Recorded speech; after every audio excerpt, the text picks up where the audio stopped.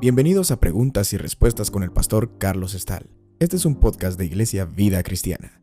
Puedes participar enviando tus preguntas al correo preguntasbiblicas@vidacristiana.org.gt. Tenemos una muy buena pregunta en relación a algo que se menciona en el libro del profeta Ezequiel, en el capítulo 20. En apariencia es una contradicción, sin embargo, pues en la Biblia no hay contradicciones, así es que necesitamos encontrar la balanza que se encuentra en estas porciones acá. Y la duda es en referencia a que en Ezequiel capítulo 20, versos 11 y 12 dice lo siguiente: Los saqué de la tierra de Egipto y los traje al desierto, y les di mis estatutos y les hice conocer mis decretos, por los cuales el hombre que los cumpliere vivirá. Citan también como parte de la pregunta los versículos del 19 al 21. Yo soy Jehová vuestro Dios, andad en mis estatutos y guardad mis preceptos y ponedlos por obra. Y santificad mis días de reposo y sean por señal entre mí y vosotros, para que sepáis que yo soy Jehová vuestro Dios. Mas los hijos se rebelaron contra mí, no anduvieron en mis estatutos ni guardaron mis decretos para ponerlos por obra, por los cuales el hombre que los cumpliere vivirá. Profanaron mis días de reposo, dije entonces que derramaría mi ira sobre ellos, para cumplir mi enojo en ellos, en el desierto. Y en el verso 25 dice, mejor leo de corrido del 22 al 25 para que veamos con más claridad el contexto. Mas retraje mi mano a causa de mi nombre, para que no se infamase a la vista de las naciones, ante cuyos ojos los había sacado. También les alcé yo mi mano en el desierto, jurando que los esparciría entre las naciones y que los dispersaría por las tierras, porque no pusieron por obra mis decretos, sino que desecharon mis estatutos y profanaron mis días de reposo, y tras los ídolos de sus padres se les fueron los ojos. Y este es el versículo. Por eso yo también les di estatutos que no eran buenos y decretos por los cuales no podrían vivir. Entonces la pregunta es esta. ¿A qué se refiere esta aparente contradicción que Dios da sus estatutos para quien los cumpla viva y luego da otros, o no sé si son los mismos, y de estos dice que estos no son tan buenos? Muy bien, por un lado Dios les dio estatutos y decretos muy buenos y dice los cuales el hombre que los cumpliere vivirá. Y luego en el verso 25 dice, por eso yo también les di estatutos que no eran buenos y decretos por los cuales no podrán vivir. Bueno, la verdad la respuesta es fácil acá. Depende de en qué lado nos encontremos. Ubiquémonos acá. Ezequiel está hablando de la ley mosaica, la ley del Antiguo Testamento. Esa es una dispensación en la que el pueblo de Dios vivió y esto nos va a ayudar a entender por qué fue tan necesario introducir un nuevo y mejor pacto establecido sobre mejores promesas por medio del Señor Jesucristo. Dios dio la ley y la ley tenía bendiciones y maldiciones. Así es que depende de en qué lado de la ley nos encontramos. Si las personas eran hacedores de la ley, pues la bendición de poner por obra la palabra los alcanzaba. Pero si las personas no eran hacedoras de la ley, entonces pues cosechaban las maldiciones que la misma ley establecía.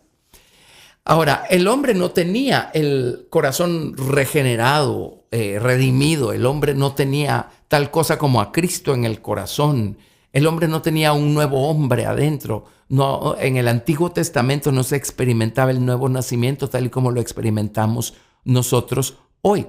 Así es que el hombre en su humanidad y en su mortalidad, por su propio esfuerzo, no podía cumplir a cabalidad y en su totalidad con toda la ley moral de Dios. Si el hombre podía practicar 2 o 3 cosas, definitivamente el hombre iba a fallar en las demás cosas. La ley es buena porque nos revela la voluntad de Dios, nos revela el carácter moral de Dios. El problema no lo tiene la ley, no lo tiene la palabra de Dios. El problema lo tiene el hombre, que en la antigüedad pues no tenía la naturaleza para poder cumplir con esa palabra. Entonces, porque el hombre no podía cumplir con la palabra de Dios, la ley se volvía mala, porque ahora el hombre quedaba sujeto a ser juzgado por la ley y a cosechar las maldiciones de la ley. Entonces no es que primero Dios les dio una buena ley y después Dios les dio una mala ley, o primero les dio buenos preceptos y después les dio malos preceptos. No es eso. Es que la palabra de Dios, pues, no es ni buena ni mala, simplemente es la palabra de Dios. Se hace buena cuando la practicamos y se hace mala cuando dejamos de practicarla, porque trae sus consecuencias y sus justos juicios. Entonces viene Dios y en el contexto aquí del capítulo 20 de Ezequiel les está explicando cómo ellos le dieron la espalda a Dios y ahí violentaron una buena parte de la palabra de Dios que dice: oye, Israel, el Señor tu Dios, el Señor uno es, y amarás al Señor tu Dios con todo tu corazón y con toda tu alma y con todas tus fuerzas. Y el primer mandamiento y el segundo: el primero es: yo soy Jehová tu Dios que te saqué de la tierra de Egipto, y el segundo, de casa de servidumbre, y el segundo es: no tendrás dioses ajenos delante de mí. Así es que si ya el pueblo de Israel violó esos mandamientos, no importa con cuánto cuidado estuvieran cumpliendo con los demás mandamientos, ya violaron estos dos y son de los más importantes. Entonces la ley para ellos se convirtió en algo malo, porque ellos automáticamente se encontraron del lado de la maldición de la ley, ya no del lado de la bendición, porque le dieron la espalda a Dios y se alejaron de Dios. Así es que Dios les dio su ley, pero es el hombre el que se pone o del lado de la bendición o del lado de la maldición. Si no queremos cumplir con la ley de Dios, entonces para nosotros la ley es mala porque nos maldice. Si queremos cumplir con la ley de Dios, la ley es buena porque nos bendice. Pero volvamos al principio. El hombre en la antigüedad no tenía la capacidad, no tenía tal cosa como a Cristo dentro de sí para poder cambiar, ser transformado y para que Cristo en ellos pudiera vivir una vida moralmente recta para Dios y cumplir así con la ley de Dios. Desde el principio en el libro de Deuteronomio, Dios estableció estos dos lados de la ley. En Deuteronomio capítulo 27 vemos algo muy notorio acá. Se los leo, Deuteronomio capítulo 27. Ordenó Moisés con los ancianos de Israel y al pueblo diciendo: guardaréis todos los mandamientos que yo os prescribo hoy. Y el día que pases el Jordán a la tierra que Jehová tu Dios te da, levantarás piedras grandes y las revocarás con cal, y escribirás en ellas todas las palabras de esta ley, cuando hayas pasado para entrar en la tierra que Jehová tu Dios te da, tierra que fluye leche y miel, como Jehová el Dios de tus padres te ha dicho. Ahora notemos que empezó diciendo: guardaréis pues todos los mandamientos que yo os prescribo hoy. Ahí está la cosa. Y resulta que el hombre tiene una naturaleza contraria, tarde o temprano va a empezar a violar los mandamientos de Dios. Pero sigo leyendo Deuteronomio 27 a partir del versículo 4. Cuando pues hayas pasado el Jordán, levantarás estas piedras que yo os mando hoy en el monte Ebal y las revocarás con cal, y edificarás allí un altar a Jehová tu Dios, altar de piedras. No alzarás sobre ellas instrumento de hierro, de piedras enteras edificarás el altar de Jehová tu Dios y ofrecerás sobre él holocausto a Jehová tu Dios. Y sacrificarás ofrendas de paz y comerás allí, y te alegrarás delante de Jehová tu Dios y escribirás muy claramente en las piedras todas las palabras de esta ley. Y Moisés con los sacerdotes levitas habló a todo Israel diciendo: guarda silencio y escucha, oh Israel. Hoy has venido a ser pueblo de Jehová tu Dios. Oirás pues la voz de Jehová tu Dios y cumplirás sus mandamientos y sus estatutos que yo te ordeno hoy. Y mandó Moisés al pueblo en aquel día diciendo: cuando hayas pasado el Jordán, estos estarán sobre el monte Gerizim para bendecir al pueblo: Simeón, Leví, Judá, Isaacar, José y Benjamín. Y estos estarán sobre el monte Ebal para pronunciar la maldición: Rubén, Gad, Aser, Zabulón, Dan y Neftalí. Y hablarán los levitas y dirán a todo varón de Israel en alta voz: maldito el hombre que hiciere escultura o imagen de fundición, abominación a Jehová, obra de mano de artífice, y la pusiere en oculto. Y todo el pueblo responderá y dirá: amén. Maldito el que deshonrare a su padre o a su madre. Y dirá todo el pueblo: amén. Maldito el que redujere el límite de su prójimo. Y dirá todo el pueblo: amén. Maldito el que hiciere errar al ciego en el camino. Y dirá todo el pueblo: amén. Maldito el que pervirtiere el derecho del extranjero, del huérfano y de la viuda. Y dirá todo el pueblo, amén. Maldito el que se acostare con la mujer de su padre por cuanto descubrió el regazo de su padre. Y dirá todo el pueblo, amén. Maldito el que se ayuntare con cualquier bestia. Y dirá todo el pueblo, amén. Maldito el que se acostare con su hermana, hija de su padre o hija de su madre. Y dirá todo el pueblo, amén. Maldito el que se acostare con su suegra. Y dirá todo el pueblo, amén. Maldito el que hiriere a su prójimo ocultamente. Y dirá todo el pueblo, amén. Maldito el que recibiere soborno para quitar la vida al inocente. Y dirá todo el pueblo, amén. Maldito el que no confirmare todas las palabras de esta ley para hacerlas. Y dirá todo el pueblo, amén. Eso era lo que tenían que recitarles una vez cruzaran el Jordán desde el monte Ebal, donde se pronunciaban las maldiciones, y desde el monte Gerizim, ¿verdad? También. Así es que vean cómo la ley de Dios es buena, porque nos revela el carácter de Dios, la naturaleza de Dios, la voluntad de Dios, el diseño de Dios para el hombre.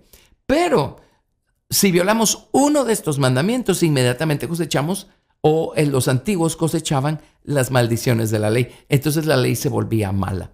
La intención de Dios era buena. El hombre fue el que se puso del lado de la maldición de la ley, o del efecto de los justos juicios y de los veredictos desfavorables, ¿verdad? Que traía consigo también la ley de Dios. Por eso es que las cosas necesitaban ser renovadas.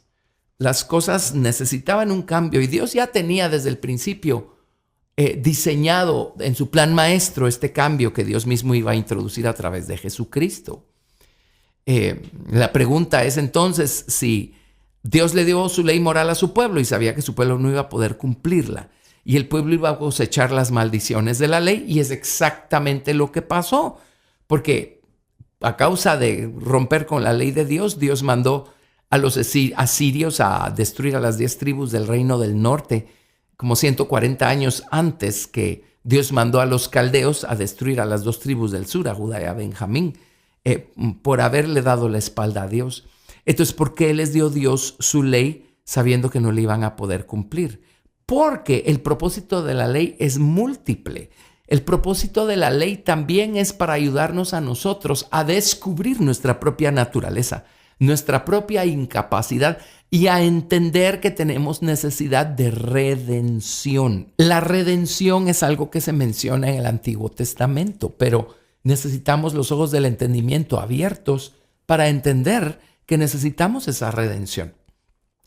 Así es que el propósito de la ley no solamente era restringirlos, por supuesto que sí, ponerles un límite moral para que no se salieran de ese límite, pero el propósito de la ley también era conducirlos a Cristo, el Mesías, el Redentor. El propósito de la ley es que el pueblo de Dios dijera, esto es imposible, porque tengo una naturaleza que no ayuda. Y clamaran y dijeran, Señor, redímeme, sálvame de mí mismo, cambia mi naturaleza. Y ellos hubieran tenido una revelación del Mesías. O sea, Jesús aún no había muerto en el tiempo del Antiguo Testamento, pero por fe podían ver hacia el futuro y ser salvos, gracias al futuro sacrificio que haría Cristo por ellos. En el libro de Gálatas el Señor nos dice para qué fue dada la ley. En Gálatas capítulo 3, verso 19. No sin antes explicarnos cómo Cristo se hizo a sí mismo maldición, para cosechar él sobre sí mismo, tomando nuestro lugar, la maldición de la ley. Entonces en Gálatas capítulo 3 vamos a leer todavía antes del verso 19 para tener el contexto. Vamos a leer desde el verso 10, Gálatas 3, 10.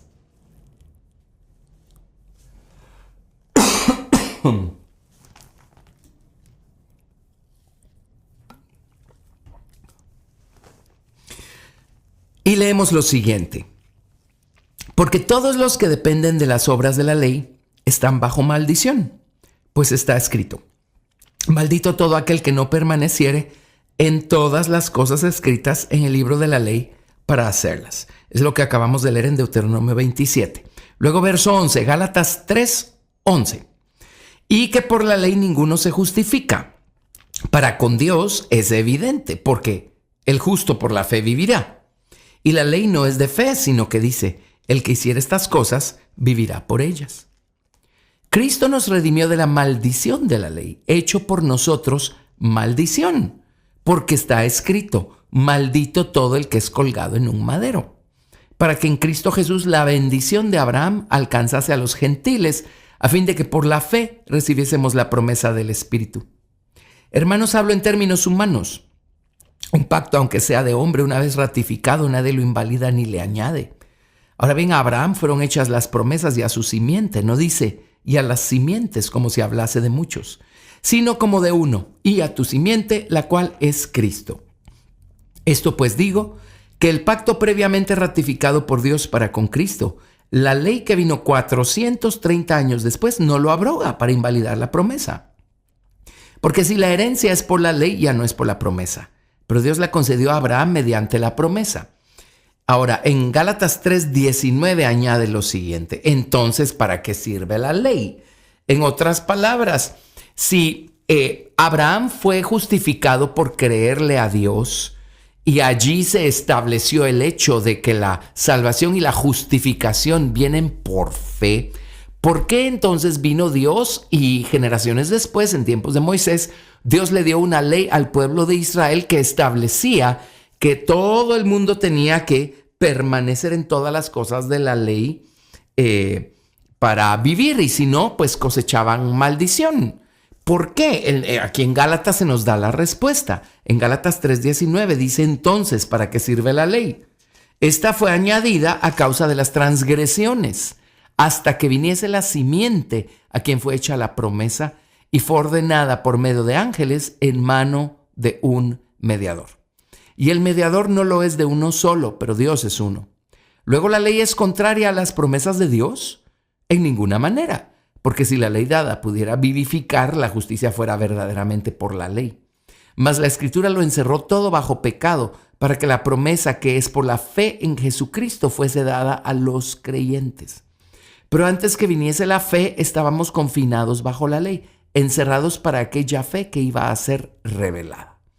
De manera que la ley ha sido nuestro ayo para llevarnos a Cristo, a fin de que fuésemos justificados por la fe. Pero venida la fe, ya no estamos bajo ayo, pues todos sois hijos de Dios por la fe en Cristo Jesús. Leo hasta ahí, llegué hasta Gálatas 3:27. Entonces dice, ¿para qué existe la ley entonces? ¿Por qué fue dada la ley si el hombre lo único que iba a hacer era cosechar la maldición de la ley? Bueno, por varias razones. Número uno, como les dije, la ley nos revela el carácter moral de Dios, la santidad de Dios y la rectitud de Dios. Así es que aquí dice, la ley ha sido nuestro ayo para llevarnos a Cristo. El propósito de Dios al revelarnos su carácter moral es que pudiéramos vernos a nosotros mismos y ver la gran diferencia. Y clamar y abrir los ojos de la fe, lo hizo Abraham. Abrir los ojos de la fe y creerle a Dios y decir, Señor, yo necesito salvación, necesito que tú me justifiques, me cambies, me transformes. Así es que la ley ayudaba al hombre a conocer su imposibilidad y a levantar los ojos y clamar a Dios por ayuda. Esa era una de las razones por las que Dios dio la ley. La segunda, pues, como les dije, fue para revelarles su naturaleza moral a los hombres y revelarles la naturaleza humana. Pero hay otra cosa más también. La ley también le fue dada al hombre como un cerco, un límite moral. Dios le puso un límite moral a su pueblo para que no se saltaran el límite y dentro de ese límite estuvieran seguros y pudieran moverse con libertad.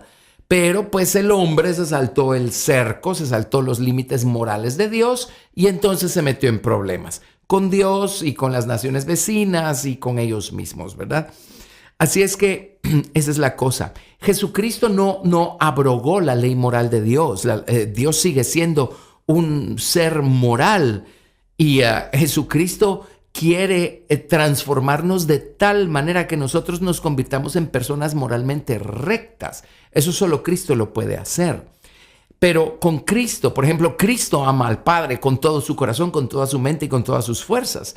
Así es que una vez llega Cristo a nuestro corazón, vamos a amar a Dios. Tenemos a aquel que es uno con Dios dentro de nosotros.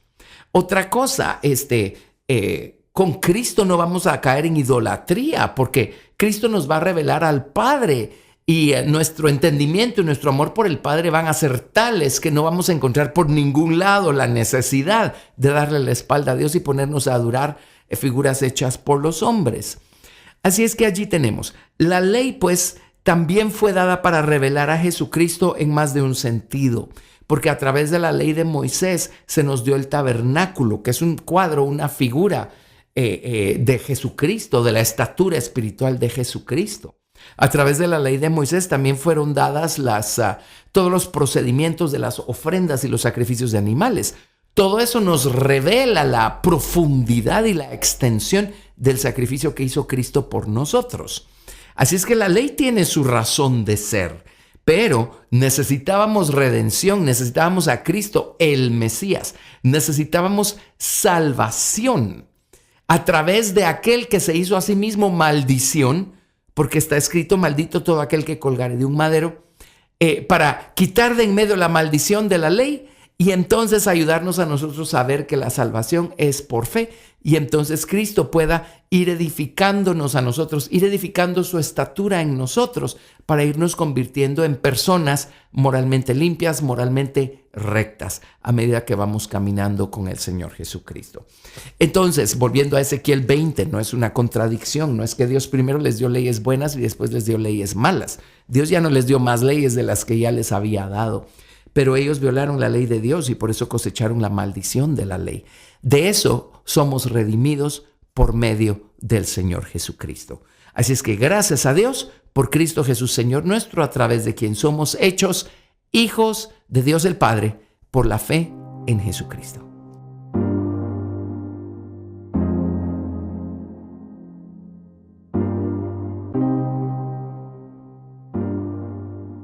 La siguiente pregunta que tenemos también es muy importante y ha dado lugar a mucha confusión. Y es la siguiente. Me gustaría entender cuál es la verdadera interpretación de 1 de Timoteo 2, del 11 al 15, que expresa que Pablo no permite que la mujer ejerza dominio sobre el hombre. Muy bien. Lo primero que debiéramos establecer aquí es lo que dice Gálatas 3, 27 y 28. En Gálatas 3, del 27 al 28 leemos: porque todos los que habéis sido bautizados en Cristo, de Cristo estáis revestidos. Ya no hay judío ni griego, no hay esclavo ni libre, no hay varón ni mujer, porque todos vosotros sois uno en Cristo Jesús.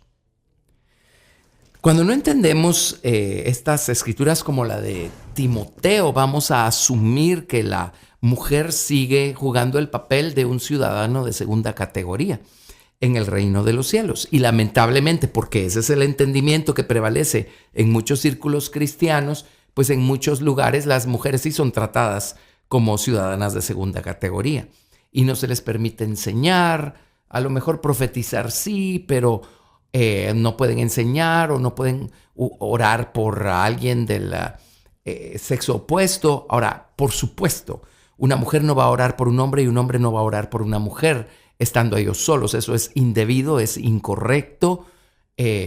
Así es que, pero eso no quiere decir que una mujer no pueda orar si tiene la unción de Dios y Dios la usa, pero tiene que haber alguien presente, otro hombre presente si ella va a orar por un hombre. Por supuesto, todo lo debemos hacer con el cuidado extremo y el decoro necesarios para no dar que hablar y para evitar apariencia de maldad. Pero en fin, nuestro tema es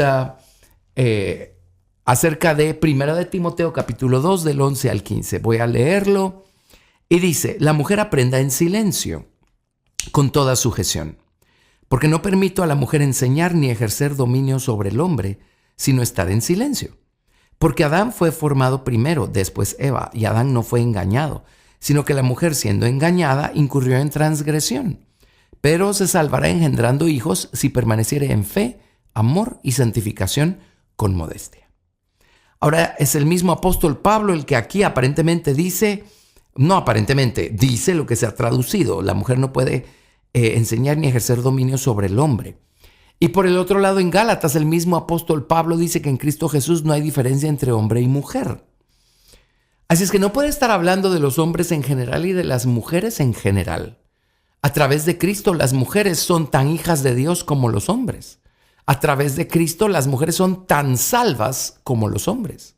Cuando son bautizadas con el Espíritu Santo, las mujeres son igual de bautizadas con el Espíritu Santo que los hombres. Cuando el Espíritu Santo derrama sus dones sobre los creyentes, los derrama sobre mujeres y sobre hombres, lo que significa que ambos van a tener el gozo, el privilegio y la responsabilidad de administrar los dones y de ministrarlos a otros.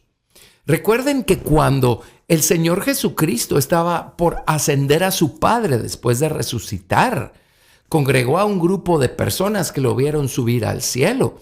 Y a este grupo de personas, hombres y mujeres, Dios les mandó diciendo: id por todo el mundo y predicad el evangelio a toda criatura.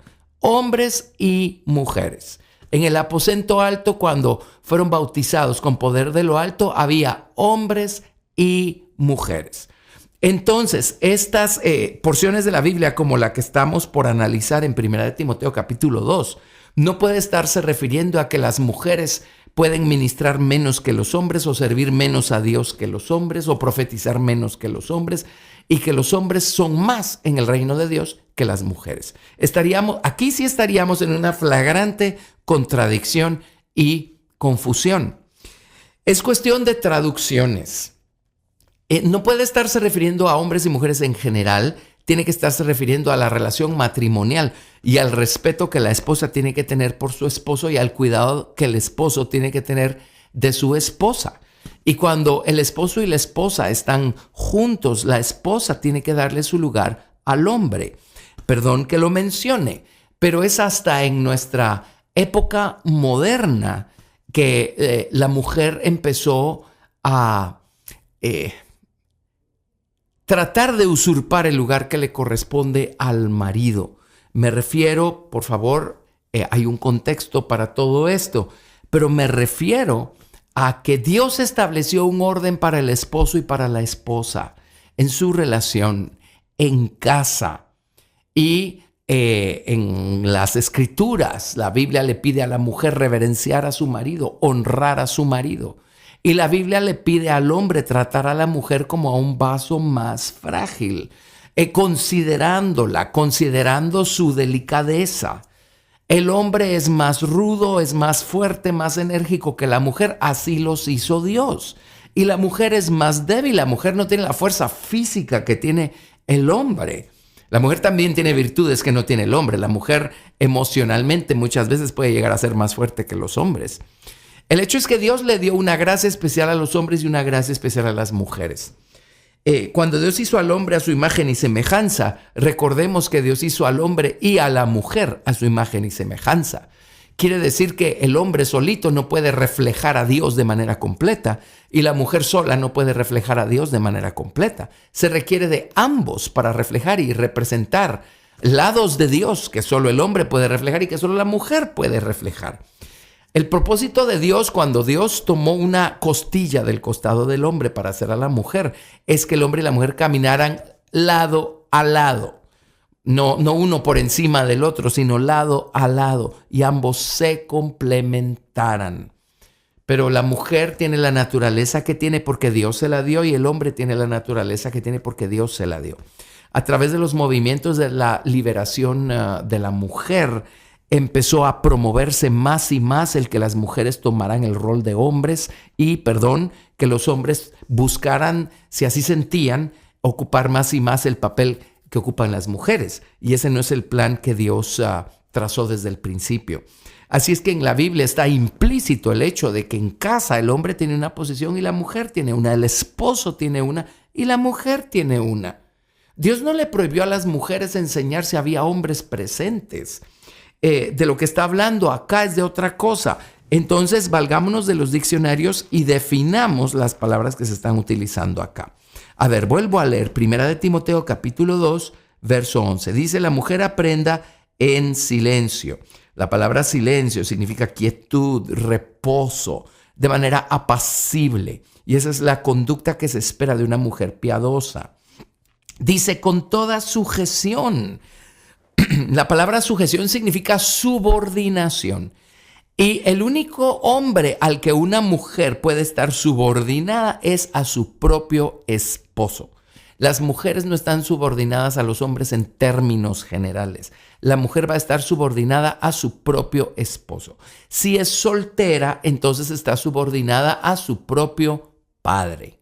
Muy bien. Entonces dice, la mujer aprenda con en quietud, en reposo, con un espíritu apacible. Aprenda en silencio, aprenda con toda sujeción, con toda subordinación. Respeta a su esposo si su esposo está presente. Dele a él la prioridad para hablar o para responder. Y si no, pues con la anuencia de su esposo, pues responda usted. Luego dice, verso 12, porque no permito a la mujer enseñar ni ejercer dominio. La palabra enseñar significa dar un discurso con el fin de impartir instrucción. No es que no pueda, pero dice enseñar ni ejercer dominio. Obviamente iba de la mano en este texto acá. Ejercer dominio significa usurpar autoridad. Actuar individualmente en su propia autoridad. Actuar de manera autocrática. Actuar siendo señores absolutos de nuestras acciones. Eso es lo que significa ejercer dominio. Entonces, la mujer no puede actuar de manera autocrática como señora absoluta de sus acciones si está casada y su esposo está allí. Ella tiene un esposo, ella no puede actuar autocráticamente. Ella no puede ser señora sin considerar a su esposo de ninguna manera. Eso es lo que no está bien en una relación matrimonial, en una relación entre esposos. Así es que no importa cuánto sepa la esposa, si su esposo está ahí, ella no puede olvidar su sumisión quieta y apacible a su esposo. Ella no puede hacer quedar mal a su esposo anulándolo de esta manera. Esta clase de conducta anula a los esposos. Y los esposos van a reaccionar a esta clase de conducta de parte de sus esposas. Se van a sentir hechos de menos y entonces va a venir el reclamo y entonces todo va a ser un problema. Pero si nosotros reconocemos la posición que Dios nos dio y actuamos de acuerdo al papel que nos toca jugar como hombre y mujer casados, no va a haber esta clase de problemas. Así es que Pablo le dijo a la esposa, le dijo, mire, no importa cuánto sepa usted y cuán ungida esté, acuérdese que tiene a su esposo, así es que no vaya a usurpar la autoridad de su esposo ni a actuar independientemente, anulando al esposo y haciendo de caso que el esposo no está. Así es que no permito a la mujer enseñar ni ejercer dominio sobre el hombre. La palabra hombre, aquí váyase a los diccionarios griegos, dice esposo, sobre el esposo.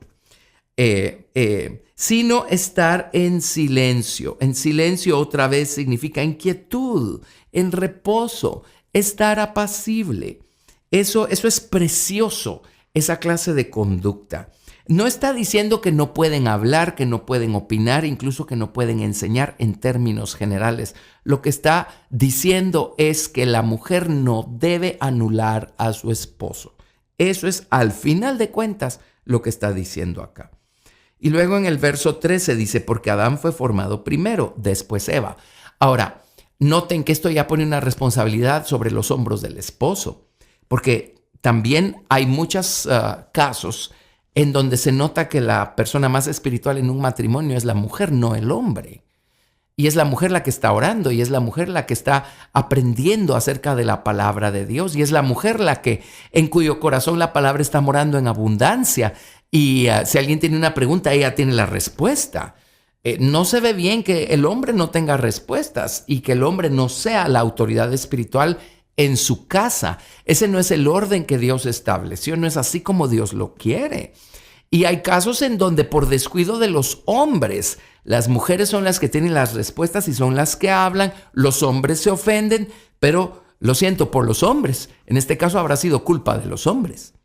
Así es que Pablo lo que está tratando de hacer es que cada quien ocupe su lugar y ocupe su posición, y que en todo, aún en la manera como nos tratamos el esposo y la esposa y como nos conducimos en público, aún en las reuniones cristianas, estemos nosotros adornando el nombre del Señor Jesucristo. Así es que Adán fue formado primero, después Eva, lo que significa que Adán sabía mucho más que la mujer, porque fue formado primero y caminó con Dios y aprendió de Dios muchas cosas antes que fuera formada la mujer. De hecho, la orden de labrar el huerto y guardar el huerto y de comer de todos los árboles del huerto y de abstenerse a comer del árbol de la ciencia, del bien y del mal, Dios se la dio al hombre sin estar la mujer aún presente. Entonces era responsabilidad del hombre instruir a su mujer. Cuando la mujer cayó en desobediencia y le hizo caso a la serpiente y comió del árbol prohibido, mi conclusión es que el hombre había fallado en no haber instruido bien a la mujer. Así es que también hay una reprimenda para los hombres acá. Porque Adán fue, sigo leyendo, 1 Timoteo 2:13, porque Adán fue formado primero, después Eva. Y Adán no fue engañado, sino que la mujer siendo engañada incurrió en transgresión. Y dice, pero se salvará, o será librada, engendrando hijos, si permaneciere en fe, amor y santificación con modestia. La Biblia King James dice, si los hijos permanecieren en fe, amor y santificación con modestia. Bueno, aquí hay dos asuntos. Hay personas que opinan que este versículo se refiere a que Dios las va a librar de tener muchos dolores de parto, porque el dolor de parto, pues cierto, fue mencionado allá en el libro del Génesis, después que el hombre y la mujer pecaron, como una consecuencia del pecado. Por el otro lado, es un hecho que hay muchas mujeres cristianas que sí tienen que pasar por una labor de parto muy dolorosa. Así es que no creo que esté hablando de que la mujer será librada de tener dolores de parto. Las mujeres no engendran hijos, las mujeres conciben hijos. Y dice, la mujer se salvará engendrando hijos si estos, estoy citando de la Biblia King James, permanecieren en fe, amor y santificación con modestia. Ahora, si la palabra es engendrar, no puede estar hablando de hijos físicos. Así es que ella también puede engendrar hijos espirituales. ¿Cómo va a engendrar hijos espirituales si no les predica, si no les enseña, si no les habla? Así es que consideremos todo esto para entender entonces de qué se nos está hablando acá. Yo creo que está hablando del trato entre el hombre cristiano y su esposa cristiana que debe existir entre ambos y la conducta que debe haber de parte de ambos delante de los demás cristianos. Para complementar esto, quiero recordarles lo que Pablo dijo en 1 Corintios también. Aparentemente los corintios le habían escrito a Pablo y en su carta le hicieron varias preguntas. En 1 Corintios 7, verso 1, dice Pablo, en cuanto a las cosas de que me escribisteis. Y a partir de allí, pues, cita la pregunta, da la respuesta, y eran varias preguntas y Pablo da varias respuestas, pero a partir de 1 Corintios 7, él está respondiendo preguntas. Habla acerca de la responsabilidad matrimonial del hombre para con su mujer. Es una de las primeras preguntas que le habían hecho. Pero en este proceso de estar respondiendo preguntas, menciona, por ejemplo, en 1 Corintios 11, verso 2. Dice, os alabo, hermanos, porque en todo os acordáis de mí y retenéis las instrucciones tal como os las entregué. Pero quiero que sepáis que Cristo es cabeza de todo varón y el varón es la cabeza de la mujer y Dios la cabeza de Cristo. Bueno, analicemos esto.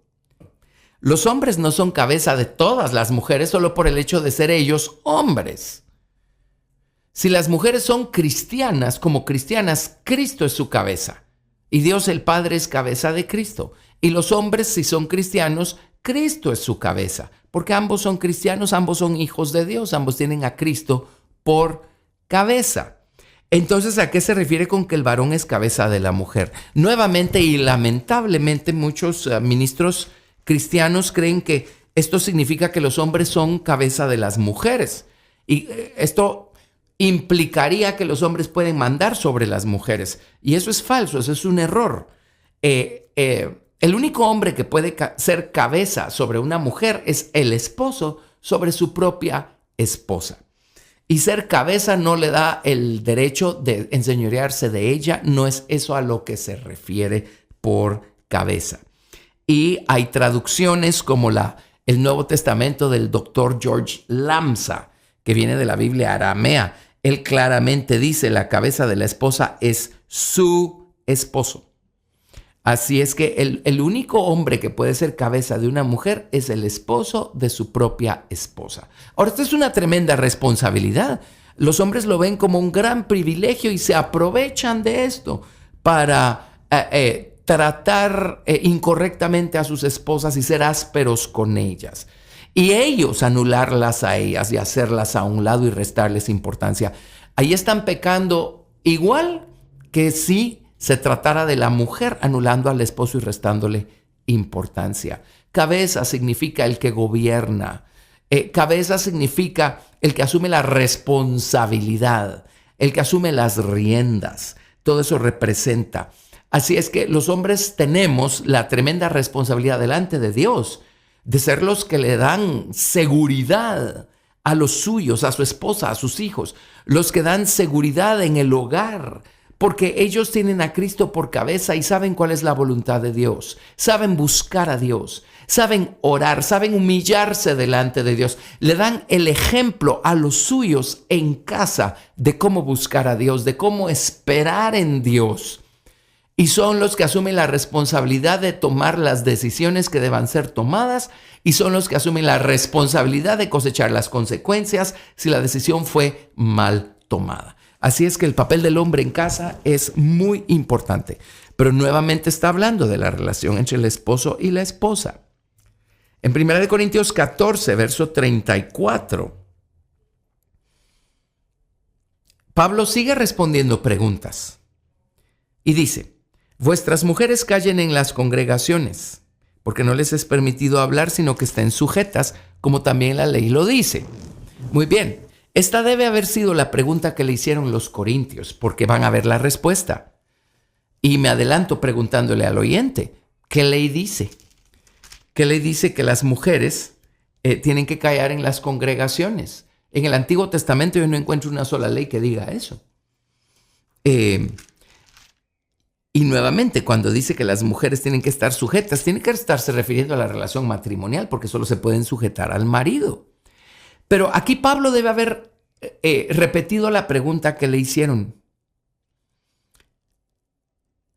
Y sigue diciendo: y si quieren aprender algo, pregunten en casa a sus maridos, porque es indecoroso que una mujer hable en la congregación.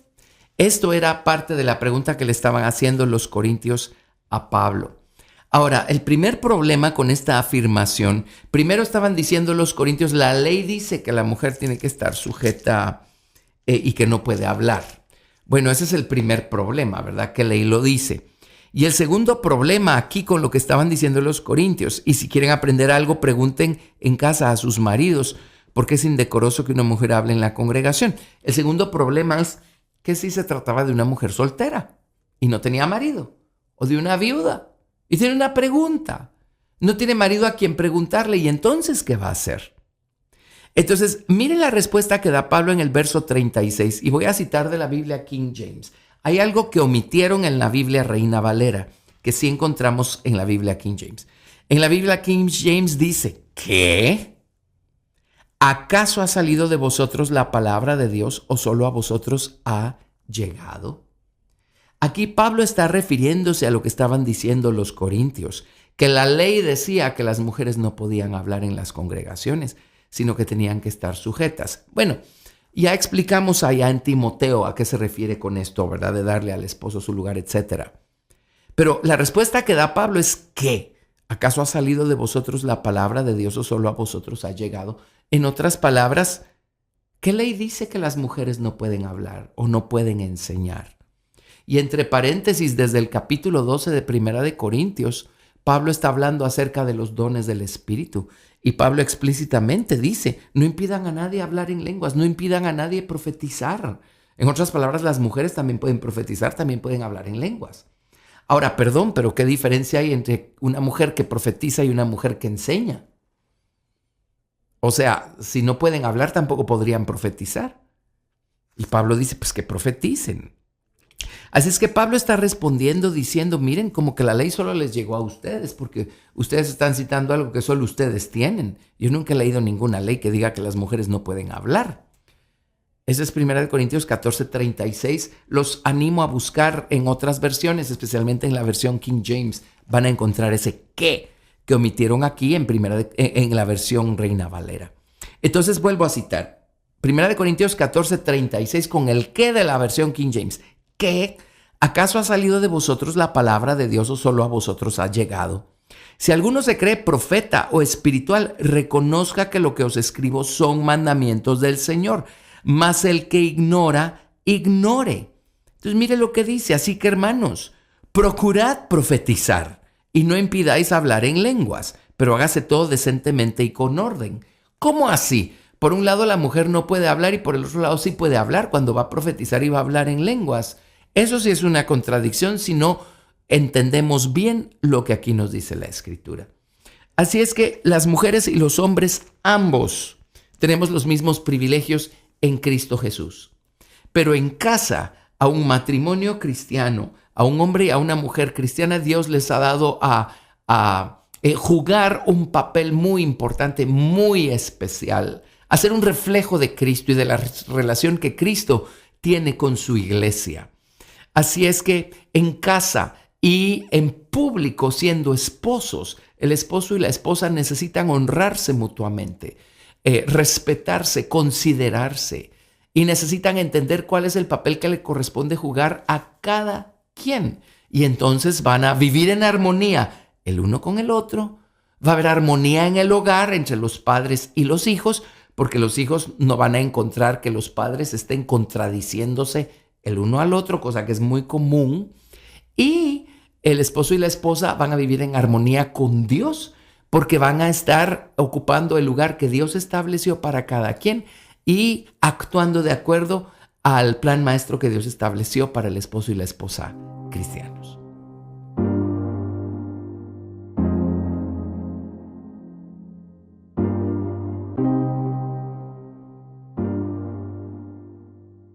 La siguiente pregunta se refiere a algo que está en el Evangelio de Lucas, capítulo 9, especialmente en el verso 27.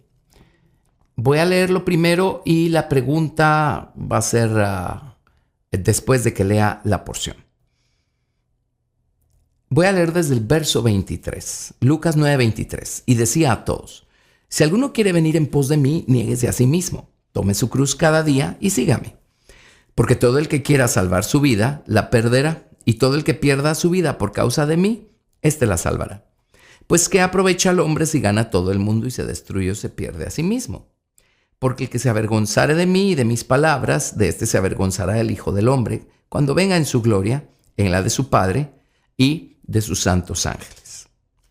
Jesús se encontraba enseñándole a sus discípulos, y en este contexto añade en el verso 27, pero os digo en verdad que hay algunos de los que están aquí que no gustarán la muerte hasta que vean el reino de Dios.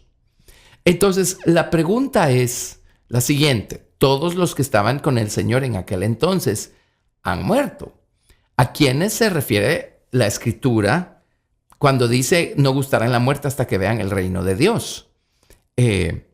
Bueno, me parece muy buena la pregunta. La respuesta la vamos a encontrar si seguimos leyendo. El Señor no dijo todos, dijo algunos. Algunos de los que están aquí no gustarán la muerte hasta que vean el reino de Dios. Y tampoco habló de entrar en el reino, habló de ver el reino. El Señor le dijo a Nicodemo, si se recuerdan, es necesario nacer de nuevo para ver el reino de Dios. Y luego le dijo, es necesario nacer del agua y del Espíritu para entrar en el reino de Dios. Jesús está hablando de ver y está hablando de algunos. Bueno, sigamos leyendo. Lucas capítulo 9, verso 28, y vamos a entender de qué estaba hablando. Aconteció como 8 días después de estas palabras que tomó a Pedro, a Juan y a Jacobo y subió al monte a orar. Y entre tanto que oraba, la apariencia de su rostro se hizo otra, y su vestido blanco y resplandeciente. Y aquí dos varones que hablaban con él, los cuales eran Moisés y Elías, quienes aparecieron rodeados de gloria y hablaban de su partida, que iba Jesús a cumplir en Jerusalén. Y Pedro y los que estaban con él estaban rendidos de sueño, mas permaneciendo despiertos, vieron la gloria de Jesús y a los dos varones que estaban con él. Y sucedió que apartándose ellos de él, Pedro dijo a Jesús: Maestro, bueno es para nosotros que estemos aquí y hagamos 3 enramadas, una para ti, una para Moisés y una para Elías, no sabiendo lo que decía. Mientras él decía esto, vino una nube que los cubrió y tuvieron temor al entrar en la nube. Y vino una voz desde la nube que decía: Este es mi Hijo amado, a él oíd. Y cuando cesó la voz, Jesús fue hallado solo, y ellos callaron. Y por aquellos días no dijeron nada a nadie de lo que habían visto. Bueno, Jesús se estaba refiriendo a esto cuando dijo: hay algunos de los que están aquí que no gustarán la muerte hasta que vean el reino de Dios. Se refería a este acontecimiento en el monte de la transfiguración. Jesús tomó a Pedro, a Juan y a Jacobo y les permitió ser observadores de este acontecimiento tan grandioso. El Señor Jesucristo se transfiguró delante de ellos. Dicho de otra manera, el Señor Jesucristo agarró o tomó este velo de humanidad que estaba por fuera, corrió el velo temporalmente y ellos pudieron ver, contemplar lo que había dentro. Ellos vieron la gloria del Cristo que estaba dentro de Jesús, el hombre. Él corrió este velo de humanidad y dejó ver la divinidad que estaba dentro. Bueno, aparecieron Elías y Moisés. Interesantemente hablaban de su partida. Elías es una persona que se fue de aquí arrebatado y Moisés fue una persona que murió. Y obviamente, por lo que nos dicen las Escrituras, fue resucitado. Así es que entre paréntesis solo hay 2 maneras de salir de aquí: o arrebatados o resucitados. Pedro se equivocó cuando abrió la boca y dijo: pues hagámosle 3 tabernáculos a estas personas, uno a Moisés, uno a Elías y uno a Jesús. Y Pedro torpemente puso a Jesús a la par de Moisés y de Elías. Y el Padre lo reprendió y a Pedro le dio temor. Básicamente Dios lo que dijo con esto es: ¿cómo se te ocurre poner a Enoc y a Elías, que son seres creados, en la misma categoría que a mi Hijo Jesucristo, quien es el creador de todas las cosas? Muy bien. El hecho es que, ¿por qué se refiere no gustarán la muerte hasta que vean el reino de Dios? ¿Por qué se refiere esto al reino de Dios? Bueno, tenemos que recordar algo que en el mismo Evangelio de Lucas le dijo Jesús a los fariseos. Les dijo: miren, el reino de Dios está en vosotros o entre vosotros. Por otro lado, en el libro de Corintios, la Biblia claramente dice que las cosas que se ven son temporales, pero las cosas que no se ven son eternas. Y el reino de Dios no es algo temporal, es algo eterno. Entonces, el reino de Dios no podía estarse refiriendo a algo que contemplaran sus ojos, a algo visible, a algo temporal. Si el reino de Dios es eterno, es invisible. El reino de Dios estaba adentro de Jesús. El reino de Dios es Dios mismo, es su nombre, su naturaleza. El reino de Dios es la plenitud de Dios dentro de alguien. Por supuesto, hay un momento en la historia, hay un momento dentro del plan maestro de Dios en el que ese reino se va a hacer visible. Y en Corintios Pablo dijo que va a venir un momento en el que esto mortal que hay en nosotros va a ser absorbido por la inmortalidad. Y entonces vamos a ser revestidos de aquella nuestra habitación celestial, de aquella nuestra habitación inmortal. ¿Qué está diciendo? Está diciendo que a nosotros nos va a pasar lo mismo que estos 3 discípulos contemplaron en Jesús. Un día este velo de humanidad se va a correr y se va a dejar ver visiblemente por fuera cuánto de Cristo hicimos nuestro. El reino de Dios ya está en nosotros. El reino de Dios es Él, es su nombre, su persona, su presencia, su gloria, su estatura espiritual en nosotros, la estatura de la palabra que tengamos en nosotros. Ese es el reino de Dios. Es invisible al ojo humano, pero un día se va a hacer visible. Pero hoy es invisible porque no estamos hablando de algo temporal, estamos hablando de algo eterno. Así es que Jesús descorrió el velo y permitió que Pedro, Jacobo y Juan contemplaran la gloria que había en él, la gloria del reino que había en él, la presencia de Dios que había en él.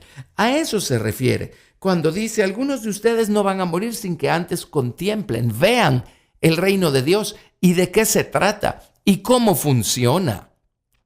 Pedro, Jacobo y Juan, después de esa experiencia, una vez Jesús resucitó y su entendimiento fue completado, salieron a todo el mundo encendidos de emoción, de gozo, a predicarles: miren, conviértanse y dejen que Jesús venga a sus corazones, porque es allí donde el reino de Dios se establece, es allí donde el reino de Dios crece.